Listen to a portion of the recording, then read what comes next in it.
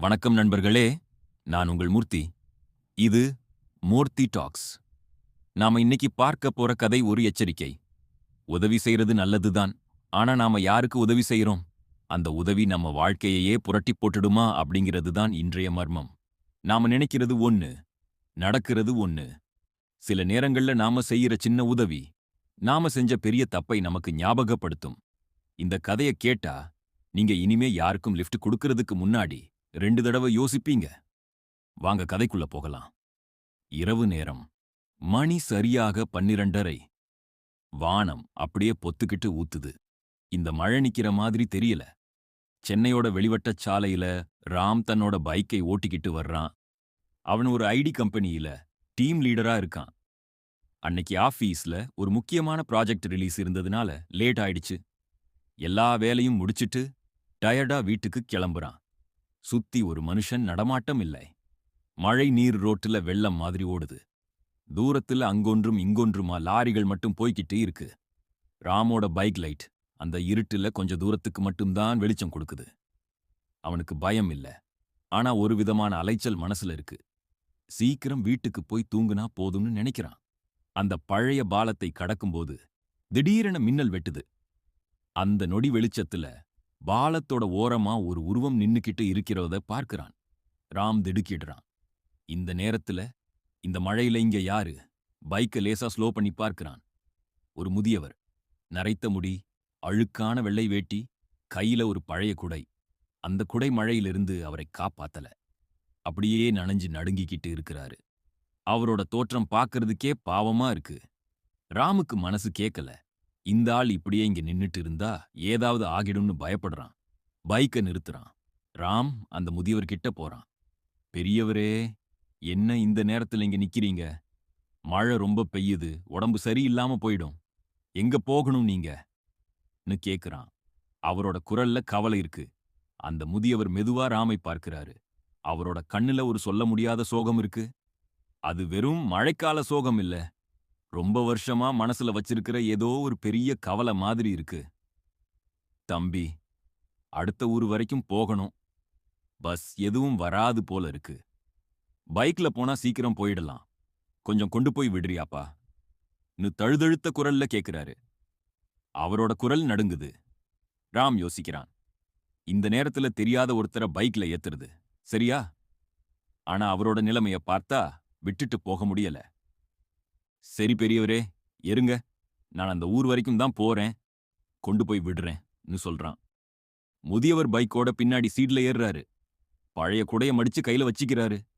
Bike போய்கிட்டே இருக்கு. மழை இன்னும் குறையல. ராம் வேகமா வண்டிய ஓட்டுறான். அந்த முதியவர் ரொம்ப அமைதியா இருக்காரு. எதுவுமே பேசல. ராமுக்கு ஒரு விதமான அசௌகரியம் ஏற்படுது. வண்டி ஓட்டும்போது அந்த முதியவரோட உடம்பு லேசா அவனோட முதுகுல படுது. அது ரொம்ப குளிர்ந்து இருக்கு. ராமுக்கு லேசா நடுக்கம் ஆரம்பிக்குது. ஆனா அது மழையால தான் இருக்கும்னு நினைச்சுக்கிறான். கொஞ்ச நேரம் கழிச்சு அந்த முதியவர் திடீர்னு பேச ஆரம்பிக்கிறாரு. அவரோட குரல் இப்போ தெளிவா, ஆனா வித்தியாசமா இருக்கு. தம்பி, இதே இடத்துல தான் 10 வருஷத்துக்கு முன்னாடி ஒரு விபத்து நடந்துச்சு.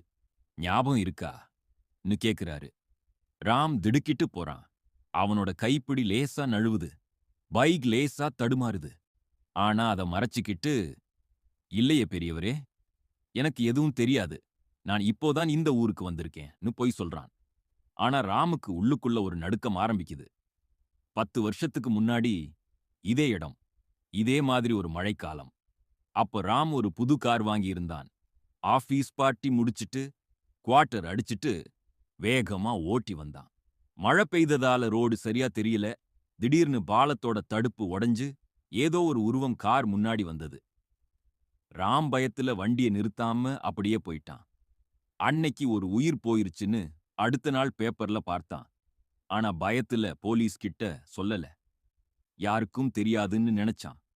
ஆனா அந்த தப்பு அவனோட மனசை எப்பவும் உறுத்திக்கிட்டே இருந்தது. அந்த விபத்தை ஏற்படுத்தினது ராம் தான். தம்பி, பொய் சொல்லாத. எனக்கு எல்லாம் தெரியும்.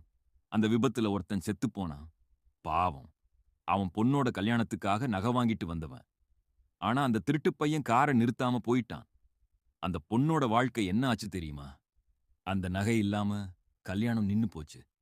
அந்த குடும்பமே அழிஞ்சு போச்சு. அந்த பாவம் அவனை சும்மா விடாதுல்ல கேக்குறாரு. ராம் திடுக்கிட்டு போறான். அவனோட கைப்பிடி லேசா நழுவுது. பைக் லேசா தடுமாறுது. ஆனா அத மறைச்சுக்கிட்டு, இல்லையே பெரியவரே, எனக்கு எதுவும் தெரியாது. நான் இப்போதான் இந்த ஊருக்கு வந்திருக்கேன்னு பொய் சொல்றான். ஆனா ராமுக்கு உள்ளுக்குள்ள ஒரு நடுக்கம் ஆரம்பிக்குது. 10 வருஷத்துக்கு முன்னாடி இதே இடம், இதே மாதிரி ஒரு மழைக்காலம். அப்போ ராம் ஒரு புது கார் வாங்கியிருந்தான். ஆபீஸ் பார்ட்டி முடிச்சிட்டு, குவார்ட்டர் அடிச்சிட்டு, வேகமா ஓட்டி வந்தான். மழை பெய்ததால ரோடு சரியா தெரியல. திடீர்னு பாலத்தோட தடுப்பு உடைஞ்சு, ஏதோ ஒரு உருவம் கார் முன்னாடி வந்தது. ராம் பயத்துல வண்டிய நிறுத்தாம அப்படியே போயிட்டான். அன்னைக்கு ஒரு உயிர் போயிருச்சுன்னு அடுத்த நாள் பேப்பர்ல பார்த்தான். ஆனா பயத்துல போலீஸ் கிட்ட சொல்லல. யாருக்கும் தெரியாதுன்னு நினைச்சான். ஆனா அந்த தப்பு அவனோட மனசை எப்பவும் உறுத்திக்கிட்டே இருந்தது. அந்த விபத்தை ஏற்படுத்தினது ராம் தான். தம்பி, பொய் சொல்லாத. எனக்கு எல்லாம் தெரியும். அந்த விபத்துல ஒருத்தன் செத்துப் போனான். பாவம், அவன் பொண்ணோட கல்யாணத்துக்காக நகை வாங்கிட்டு வந்தவன். ஆனா அந்த திருட்டு பையன் காரை நிறுத்தாம போயிட்டான். அந்த பொண்ணோட வாழ்க்கை என்னாச்சு தெரியுமா? அந்த நகை இல்லாம கல்யாணம் நின்னு போச்சு. அந்த குடும்பமே அழிஞ்சு போச்சு. அந்த பாவம் அவனை சும்மா விடாதில்ல. அந்த முதியவர் பேச பேச ராமுக்கு வேர்க்க ஆரம்பிக்குது. முதியவரோட குரல்ல கோபம், சோகம், பயங்கரம் எல்லாம் கலந்து இருக்கு. பைக்கை நிறுத்த பார்க்கிறான். ஆனா பிரேக் வேலை செய்யல. அவனால பைக்கை கட்டுப்படுத்த முடியல. பைக் வேகம் கூடிக்கிட்டே இருக்கு. 80, 100 டு 120 ஸ்பீடோமீட்டர்ல முள் சுத்துது. ராமுக்கு பயத்துல கத்த முடியல. முதியவர் சிரிக்கிற சத்தம் கேட்குது. அந்த சிரிப்புல ஒரு பயங்கரம் இருக்கு. எனக்கு தெரியாம யாருக்கு தெரியும்? அந்த விபத்துல செத்துப்போனவன் நான் தான் சொல்றாரு. பைக் பாலத்தோட தடுப்பை உடைச்சுக்கிட்டு கீழே விழுது. ராம் தூக்கி எறியப்படுறான். அவனோட தலை ஒரு பாறையில படுது. ராம் ரத்த வெள்ளத்துல கிடக்குறான். அவனால நகர முடியல. அவனோட உடம்பு முழுக்க வலிக்குது. அவனோட கண்கள் மெதுவா மூடுது. ஆனா அந்த இருட்டுல அந்த முதியவர் மெதுவா நடந்து அவன்கிட்ட வர்றதை பார்க்கிறான். அவரோட தோற்றம் இப்போ வேற மாதிரி இருக்கு. அழுக்கான வெள்ளை வேட்டி, நரைத்த முடி. ஆனா அவரோட கண்ணுல இப்போ கோபம் இல்ல. ஒரு சொல்ல முடியாத திருப்தி இருக்கு. அவரோட கையில ஒரு பை இருக்கு. அந்த பை மழையில நனைஞ்சு இருக்கு. அந்த முதியவர் ராமோட பக்கத்துல வர்றாரு. அவரோட கையில இருக்கிற பைய திறந்து அதிலிருந்து ஒரு பழைய திருமண அழைப்பிதழை வெளியே எடுக்கிறாரு. அந்த அழைப்பிதழ் ரொம்ப பழையசா, நிறம் மங்கி இருக்கு. அதுல செல்வி, கார்த்திக்னு கல்யாண பத்திரிகை இருக்கு. ராம் அதை அதிர்ச்சியோட பார்க்கிறான். அவனால நம்ப முடியல. செல்வி, கார்த்திக், இது அவனோட தங்கச்சி கல்யாண பத்திரிகை. செல்வியோட கல்யாணம் தான் 10 வருஷத்துக்கு முன்னாடி நின்னு போச்சு. ஏன்னா நகை இல்லாம வரதட்சணை கொடுக்க முடியலன்னு கார்த்திக் குடும்பம் கல்யாணத்தை நிறுத்திட்டாங்க. ராம் எவ்வளவு போராடியும் அவங்களால கல்யாணத்தை நடத்த முடியல. செல்வி அழுதுகிட்டே இருந்தது. அப்பா கவலைப்பட்டது. எல்லாம் ராமோட மனசுல ஓடுது. நீங்க யாருன்னு ராம் தழுதழுத்த குரல்ல கேக்குறான். அவனோட குரல் ரொம்ப பலவீனமா இருக்கு. அந்த முதியவர் குனிஞ்சு ராமோட காதுல சொல்றாரு, உன் தங்கச்சி கல்யாணத்துக்காக அன்னைக்கு நீ கொண்டு வந்த நகைக்காகத்தான் நான் விபத்துல செத்துப் போனேன். ஆனா நீ இப்போ செத்துப் போறது உன்னோட பாவங்களுக்காக. ராமோட கண்கள் மெதுவா மூடுது. அவனால அந்த அதிர்ச்சியை தாங்க முடியல. செல்வியோட கல்யாணத்துக்காக ராம் கொண்டு வந்த நகை, அந்த நகைக்காக தான் ஒரு உயிர் போயிருக்கு. அந்த உயிர் தான் இப்போ ராமை பழிவாங்கியிருக்கு. அடுத்த நாள் விடியற்காலை. மழை நின்னு போச்சு. போலீஸ் அங்க வருது. பைக் பாலத்தோட அடியில உடைஞ்சு கிடக்கு. ஆனா உள்ள யாரும் இல்ல. போலீஸும் சுத்தி சுத்தி பார்க்கறாங்க. ஆனா ராமோட உடம்பு கிடைக்கல. அந்த இடத்துல ஒரு பழைய திருமண அழைப்பிதழ் மட்டும் விழுது. போலீஸ் அதை எடுத்து பார்க்கறாங்க.